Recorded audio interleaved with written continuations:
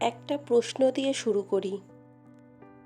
যদি আমি আজ তোমাকে বলি আগামী 1 বছর তুমি প্রতিদিন পরিশ্রম করবে, কিন্তু কোনো ফল পাবে না, তাহলে কি তুমি কাজটা চালিয়ে যেতে রাজি হবে?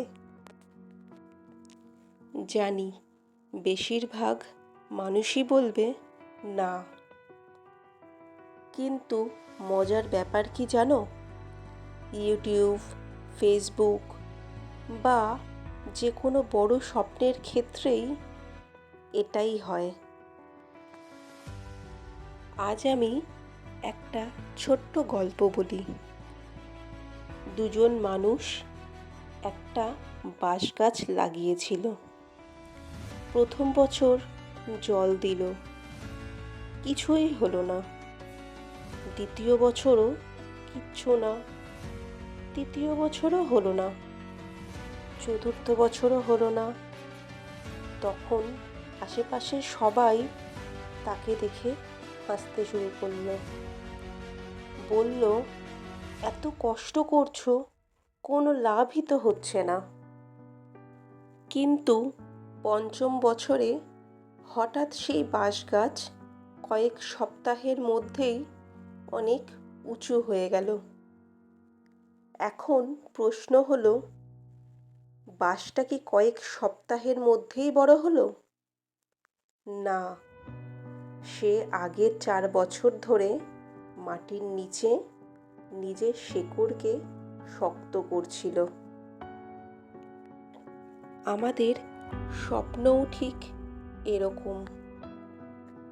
আজ যদি তোমার ভিডিওতে 10টা ভিউ আসে, 20টা ভিউ আসে, কেউ লাইক না দেয়, কেউ সাবস্ক্রাইব না করে, তার মানে এই নয় যে তুমি ব্যর্থ। তার মানে তুমি এখনও শিকড় তৈরি করছো। অনেকে প্রথম 10টা ভিডিওর পর ছেড়ে দেয়, কেউ 50টা ভিডিওর পর, আবার কেউ 100টা ভিডিও করার পরও হাল ছাড়ে। কিন্তু যারা সফল হয় তারা কোনো জাদু জানতো না, তারা শুধু থেমে যায়নি।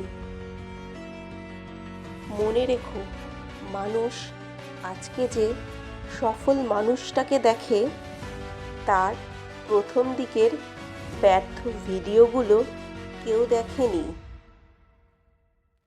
তাই অন্যের সঙ্গে নিজের তুলনা করো না।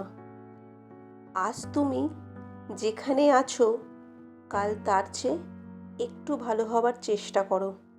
প্রতিটা ভিডিও থেকে নতুন কিছু শেখো, নিজের ভুলগুলো ঠিক করো আর নিয়মিত কাজ করে যাও। আজ হয়তো কেউ তোমার ভিডিও দেখছে না, কিন্তু একদিন এমনও হতে পারে হাজার হাজার মানুষ তোমার ভিডিওর জন্য অপেক্ষা করবে। তাই যদি কোনোদিন মনে হয় আর পারছি না, তাহলে বাঁশ গাছটার কথা মনে করো। হয়তো তোমারও শিকড় তৈরি হচ্ছে, আর সেই শিকড়ই একদিন তোমাকে অনেক দূর নিয়ে যাবে। যদি আমার ভিডিওটা আর ছোট্ট গল্পটা ভালো লাগে, তাহলে আমাকে সাবস্ক্রাইব করে নিও।